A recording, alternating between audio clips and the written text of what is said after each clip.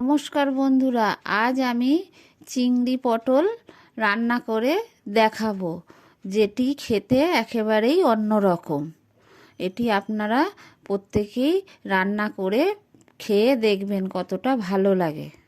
পটল চিংড়ি বানানোর জন্য আমি এখানে 300 গ্রাম ছোট সাইজের চিংড়ি মাছ নিয়েছি। আবার একেবারে খুব ছোটও না, একটু মাঝারি সাইজের নিয়ে ভালো করে বেছে ধুয়ে নিয়ে লবণ হলুদ মেখে রেখে দিয়েছি। আর আমি 500 গ্রাম পটল নিয়ে কেটে ধুয়ে নিয়েছি।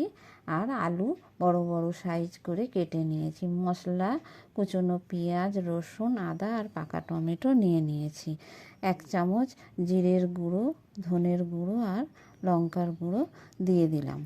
দিয়ে আমি সামান্য একটু জল দিয়ে মশলাটা ভালো করে জলের সাথে মিশিয়ে রেখে দেব। এবার কড়াইয়ে তেল গরম করতে দিয়ে দিলাম। তেল খুব ভালোভাবে গরম হয়ে গেছে। এবার আমি পটলগুলো দিয়ে দিয়েছি। দিয়ে লবণ আর হলুদ দিয়ে দিলাম। দিয়ে পটলটা আমি খুব ভালো করে ভেজে নেব। পটল লাল লাল করে আমি ভেজে তুলে রেখে দেব। পটল ভাজা হয়ে গেছে, এবার আমি নামিয়ে নেব। এই দেখুন, এইরকমভাবে ভেজে নিতে হবে পটলগুলো। পটল ভাজার পরে ওই তেলের মধ্যেই দিয়ে দিলাম কেটে রাখা আলুগুলো। আলুতেও লবণ আর হলুদ দিয়ে দিচ্ছি। দিয়ে আলুটাও আমি খুব ভালো করে ভেজে তুলে রাখবো। আলুগুলো লাল লাল করে ভেজে নিতে হবে। খুন্তি দিয়ে খুব ভালো করে নেড়ে চেড়ে দিয়ে আমি ঢেকে দিয়েছি, যাতে ভাজা বা অর্ধেক সেদ্ধ হয়ে যায়। ঢাকা খুলে নিয়েছি। এবার আমি নেড়ে চেড়ে নিয়ে আলু তুলে নিয়েছি। অন্য আরেকটি কড়াইয়ে সরিষার তেল দিয়ে দিয়েছি গরম করতে। তেল খুব ভালোভাবে গরম হয়ে গেছে। এবার আমি বেছে রাখা চিংড়ি মাছটা দিয়ে দিলাম। দিয়ে মাছটা খুব ভালো করে আমি ভেজে নেব। চিংড়ি মাছ ভাজা হয়ে গেছে, মাছগুলো আমি তুলে নেব। এই দেখুন, চিংড়ি মাছ ভেজে তুলে নিয়েছি। ওই তেলের মধ্যে ফোড়নে দিয়েছি গোটা গরম মশলা, তেজপাতা আর গোটা জিরে। দিয়ে কুচনো পেঁয়াজ দিয়ে দিয়েছি। দিয়ে পেঁয়াজটা খুব ভালো করে ভেজে নিয়ে আদা রসুন বাটাটাও দিয়ে দিয়েছি।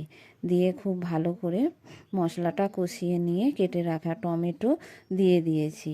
দিয়ে আমি ওই গুলে রাখা মশলাটাও দিয়ে দিলাম। দিয়ে আর হলুদ দিয়ে দিয়েছি। দিয়ে খুব ভালো করে একটু কষিয়ে নিয়ে দিয়ে দিচ্ছি কাশ্মীরি লঙ্কার গুঁড়ো আর গরম মশলার গুঁড়ো। দিয়ে খুব ভালো করে মশলাটা আমি কষিয়ে নিচ্ছি। নিয়ে সামান্য একটু জল দিয়ে দিলাম। দিয়ে মশলাটা আবারও আমি কষাতে থাকবো। তার সাথে আমি কাঁচা লঙ্কা দিয়ে দিয়েছি 2-3টে। দিয়ে মশলাটা আমি এবার খুব ভালো করে কষিয়ে নিয়েছি। নিয়ে আমি ভেজে রাখা আলুগুলো দিয়ে দিলাম। দিয়ে মশলার সাথে আলুটা খুব ভালো করে আমি কষিয়ে নিচ্ছি। মশলার সাথে আলুটা কষানো হয়ে গেছে। এবার আমি ভেজে রাখা পটল আর চিংড়ি মাছটাও একসাথে দিয়ে দিয়েছি। দিয়ে আবারও আমি খুব ভালো করে কষিয়ে নিচ্ছি।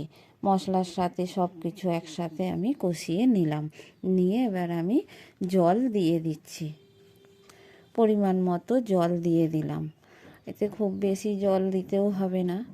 স্বাদ মতো লবণ দিয়ে দিয়েছি। খুব বেশি এটা ঝোলও হবে না, আবার একেবারে শুকনো শুকনোও হবে না, একটু গ্রেভি গ্রেভি ভাব থাকবে। তাই একটু জল দিয়েছি। আলু আর পটল খুব ভালোভাবে সেদ্ধ হয়ে গেছে। এবার একটু আমি ফুটিয়ে নিয়ে নামিয়ে নিয়েছি। পটল চিংড়ি আমার রান্না হয়ে গেছে, নামিয়ে